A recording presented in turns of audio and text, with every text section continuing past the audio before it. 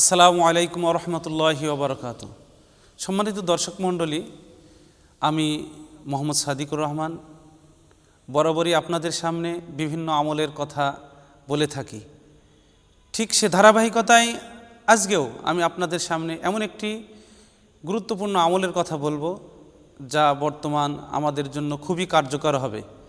আপনারা একটি বিষয় লক্ষ্য করেছেন যে আজ শিশুদের হাম হচ্ছে, যে হামের কারণে প্রায় শতাধিক শিশু মারাও গেছে। এই এই হামের প্রাদুর্ভাব থেকে আমরা কিভাবে রক্ষা পেতে পারি এ বিষয়ে কোরআন ও হাদিসে কোনো আমল আছে কিনা?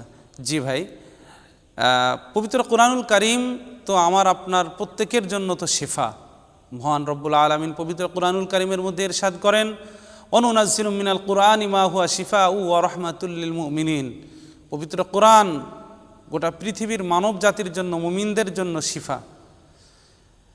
তাই এই হামের এই কঠিন জ্বালাতন থেকে, এই প্রাদুর্ভাব থেকে, এই মহামারী থেকে আমরা কিভাবে রক্ষা পেতে পারি এ বিষয়ে বিশ্বনবী সাল্লাল্লাহু আলাইহি ওয়াসাল্লামের মুখসৃত পবিত্র বাণী, যা নবীজি আমাদেরকে শিক্ষা দিয়েছেন, দুইটি দোয়ার কথা আমি আপনাদেরকে বলবো, যে দুইটি দোয়ার মাধ্যমে আপনি এ কঠিন বিপদ থেকে, বালা মুসিবত থেকে, এ রোগ থেকে, হামের এই বিপদ থেকে রক্ষা পেতে পারেন।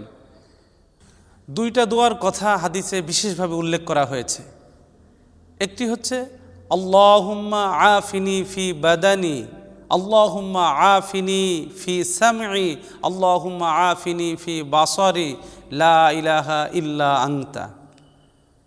আবার বলছি, আল্লাহুম্মা আফিনি ফি বাদানি, আল্লাহুম্মা আফিনি ফি সামঈ, আল্লাহুম্মা আফিনি ফি বাসারি, লা ইলাহা ইল্লা আনতা।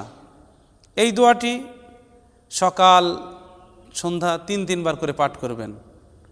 সেই সাথে আরেকটি দোয়া যা হাদিসে বিশেষভাবে উল্লেখ করা হয়েছে, যা আমরা করোনাকালীন সময়ে পড়েছিলাম। দোয়াটি আমাদের প্রায় সকলেরই মুখস্থ আছে। দোয়াটি হচ্ছে আল্লাহুম্মা ইন্নী আউযু বিকা মিনাল বারাসি ওয়াল জুনুনি ওয়াল জুজামি ওয়া মিন সাইয়িল আসকাম।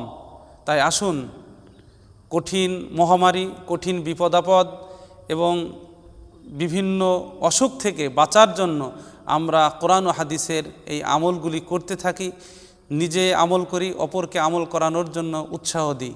আল্লাহ তাআলা আমাদের সকলকে আমল করার তৌফিক দান করুন। আসসালামু আলাইকুম ওয়া রাহমাতুল্লাহি ওয়া বারাকাতুহু।